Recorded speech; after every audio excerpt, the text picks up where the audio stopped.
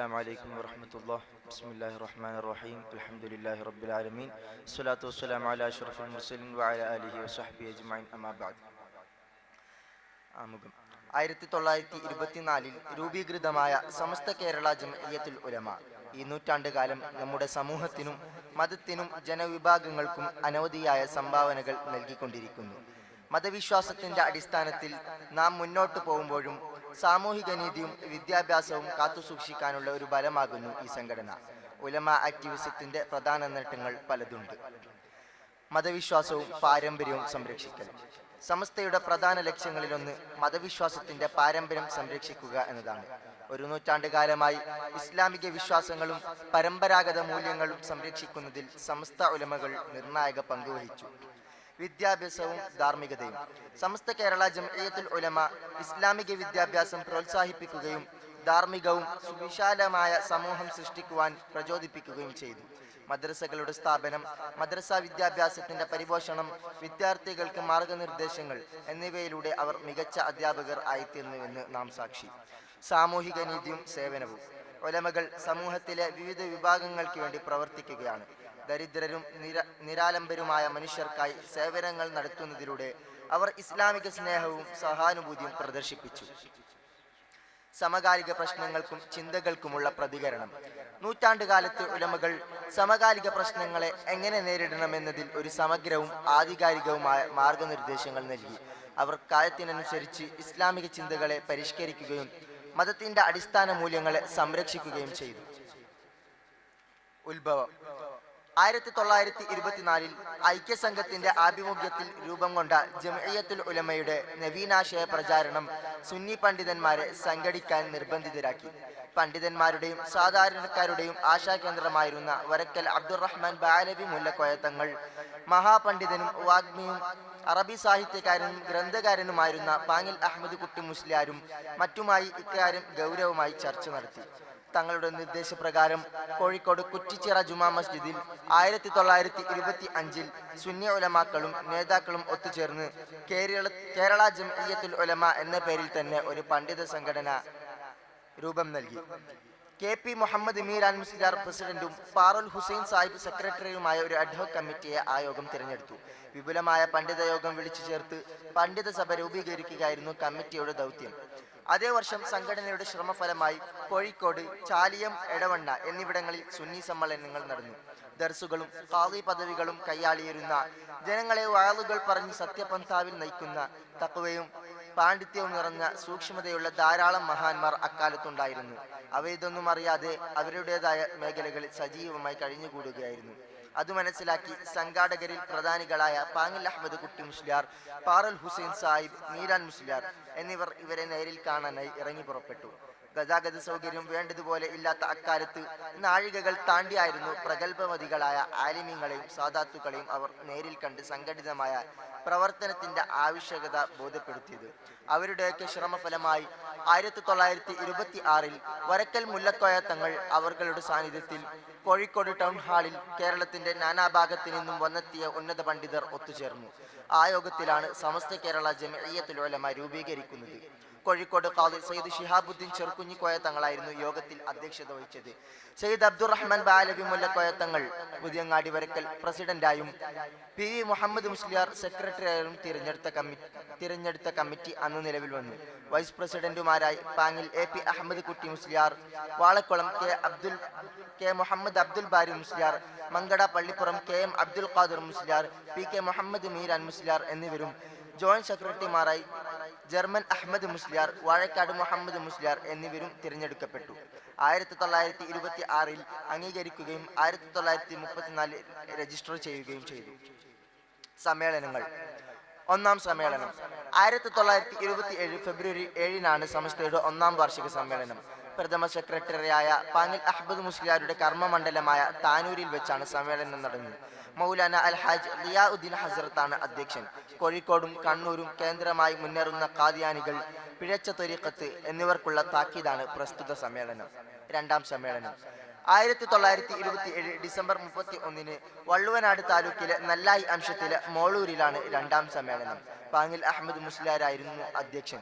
ലിവാഉൽ ഇസ്ലാം സഭ നടത്തി വന്നിരുന്ന മിസ്ബാഹുൽ ഇസ്ലാം ദർസിലാണ് സമ്മേളനം നടത്തിയത്. മൂന്നാം സമ്മേളനം 1929 ജനുവരി 17 മൂന്നാം സമ്മേളനം നടന്നു. വള്ളുവനാട് താലൂക്കിലെ തന്നെ എഴുപല അംശത്തിലെ ചെമ്മൻകുഴിയിൽ ആണ് പ്രസ്തുത സമ്മേളനം നടന്നത്. മൗലാന അബ്ദുൽ ബാരി തങ്ങളാണ് സമ്മേളന അധ്യക്ഷൻ. സുന്നികൾ പത്രപ്രവർത്തനത്തിന് ഇറങ്ങണമെന്ന ചർച്ച സമ്മേളനത്തിൽ ഉയർന്നു വന്നു. പ്രാപ്തരായ എഴുത്തുകാർ, സാമ്പത്തിക ചെലവ്, പ്രചാരകർ എന്നിവ പ്രശ്നമായെങ്കിലും അബ്ദുൽ ബാരി തങ്ങൾ സാമ്പത്തിക സഹായം വാഗ്ദാനം ചെയ്തു. പണ്ഡിതർ എഴുത്തിൽ ശോഭിച്ചവരായതിനാൽ അതും ലഘുവായി. ഇത് സമസ്തയുടെ മുഖപത്രമായ അൽ ബയാൻ മാസികയുടെ തുടക്കത്തിന് കാരണമായി. നാലാം സമ്മേളനം 1930 മാർച്ച് 17 നാലാം സമ്മേളനം നടന്നു. മണ്ണാർക്കാട് മദ്രസയിൽ വെച്ചാണ് സമ്മേളനം നടന്നത്. അൽ ബയാൻ മാസിക 1929 ഡിസംബർ ലക്കത്തിൽ ഒരു നിർബന്ധ അറിയിപ്പ് എന്ന തലക്കെട്ടിൽ ഇപ്രകാരം ഒരു പരസ്യമുണ്ടായിരുന്നു: സമസ്ത കേരള ജംഇയ്യത്തുൽ ഉലമ മഹാസംഭവത്തിന്റെ 4ാം വാർഷിക യോഗം ഹിജ്റ 1348 ഷവ്വാൽ 14 1930 മാർച്ച് 17 മണ്ണാർക്കാട് വെച്ച് ചേരാൻ തീരുമാനിച്ച വിവരം എല്ലാ മുസ്ലിങ്ങളെയും പ്രത്യേകിച്ച് ജംഇയ്യത്തിന്റെ അംഗങ്ങളെയും അറിയിച്ചുകൊള്ളുന്നു. വിദ്യാർത്ഥുകാരുമായുള്ള തർക്കുൽ മുബാലാത്ത് തീരുമാനം കൈക്കൊണ്ടത് മണ്ണാർക്കാട് സമ്മേളനത്തിലാണ്. മാർച്ച് 16 മുതൽ തന്നെ കേരളത്തിലെ നാനാഭാഗങ്ങളിൽ നിന്ന് പണ്ഡിതന്മാർ എത്തിച്ചേർന്നു. 17-ാം തീയതി മഹാസമ്മേളനം നടന്നു. സമ്മേളനം മഅദനുൽ ഉലൂം മദ്രസയിൽ വെച്ചായിരുന്നു. വെള്ളേങ്ങര മുഹമ്മദ് മുസ്ലിയാർ അവർകളായിരുന്നു അധ്യക്ഷൻ. അതിപ്രധാനങ്ങളായ പല തീരുമാനങ്ങളും പ്രസ്തുത സമ്മേളനം അംഗീകരിക്കുകയുണ്ടായി. 8 പ്രമേയങ്ങൾ പാസാക്കിയതായി മഹാനായ പാങ്ങിൽ അഹമ്മദ് മുസ്ലിയാർ പത്രാധിപരായിരുന്ന അൽ ബയാൻ മാസിക 1-ാം പുസ്തകം 5-ാം ലക്കത്തിൽ കാണാം. 5ാം സമ്മേളനം 1931 മാർച്ച് 11-ാം തീയതിയായിരുന്നു സമസ്തയുടെ 5ാം സമ്മേളനം നടന്നത്. വെള്ളിയഞ്ചേരി വെച്ചായിരുന്നു അത്. പാങ്ങിൽ അഹമ്മദ് കുട്ടി മുസ്ലിയാരുടെ ഉസ്താദ് കരിമ്പനക്കൽ അഹമ്മദ് മുസ്ലിയാർ അവർകളായിരുന്നു അധ്യക്ഷൻ.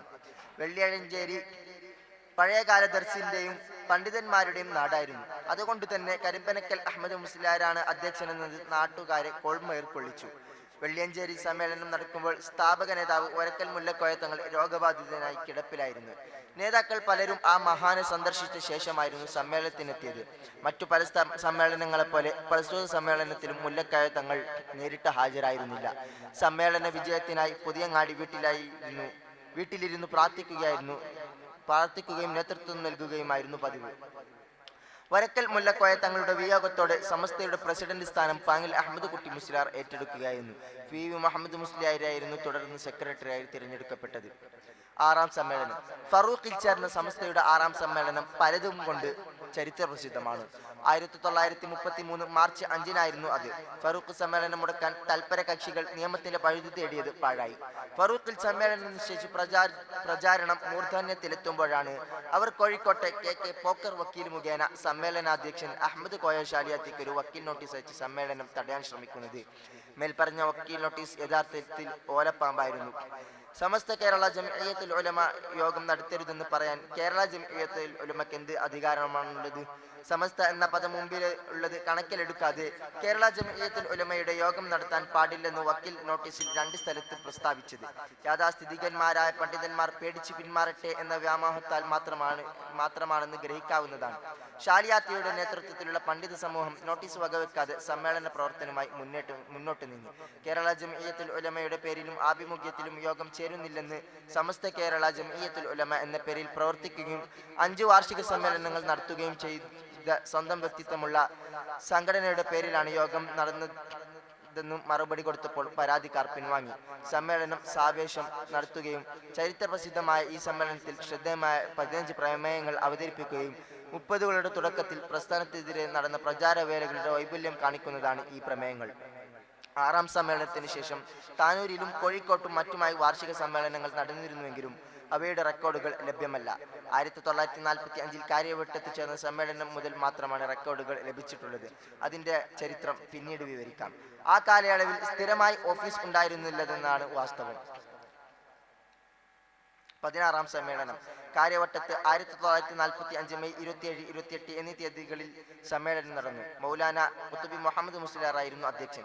ഉമറാക്കളും ഉലമാക്കളുമായി 10,000-ൽ പരം സാമാജികർ സമ്മേളനത്തിൽ പങ്കെടുക്കുകയുണ്ടായി. മൗലാന ഖുതുബി അവர்களுടെ അധ്യക്ഷതയിൽ ജനറൽ ബോഡിയും കണ്ണത്ത് അഹമ്മദ് മുസ്ലിയാരുടെ അധ്യക്ഷതയിൽ പൊതുയോഗവും നടന്നു. മൗലാന KP മുഹയ്യിദ്ദീൻ കുട്ടി മുസ്ലിയാർ പറവണ്ണ ലീഡറായി 9 അംഗ ഇശാഅത്ത് കമ്മിറ്റി രൂപീകരിച്ചതായിരുന്നു പ്രധാന തീരുമാനം. കാര്യവട്ട സമ്മേളനത്തിൽ ഫണ്ട് സ്വരൂപിച്ചപ്പോൾ സമസ്തയ്ക്ക് ലഭിച്ചത് 530 രൂപ റൊക്കം, 500 രൂപ വാഗ്ദാനം. ദീനിൽ കടന്നുകൂടിയിട്ടുള്ള വഹാബിയ മുതലായ മാലിന്യങ്ങൾ തുടച്ചു നീക്കണമെന്ന അറക്കൽ അലി രാജയുടെ സന്ദേശം ശ്രദ്ധേയമാണ്. 17-ാം സമ്മേളനം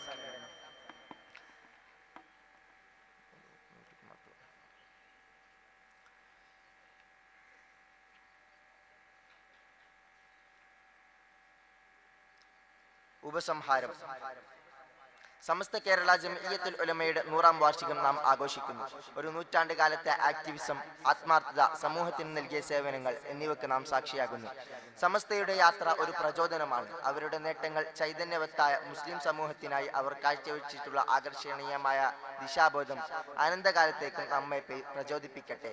അടുത്ത നൂറ്റാണ്ടിലേക്ക് സമസ്ത കേരള ജംഇയ്യത്തുൽ ഉലമയും അതിൻ്റെ ഉലമകളും വിശ്വാസവും സമത്വവും നീതിയും പ്രചരിപ്പിക്കാൻ കൂടുതൽ കരുത്തോടെ മുന്നോട്ടു പോകട്ടെ. സമസ്തയുടെ 100-ാം പ്രകാശവർഷങ്ങൾ അതിൻ്റെ ഉന്നതമായ ഉദ്ദേശങ്ങൾ പൂർത്തീകരിക്കാൻ നമുക്കെല്ലാവർക്കും പ്രചോദനമാകട്ടെ. അസ്സലാമു അലൈക്കും വറഹ്മത്തുള്ളാഹി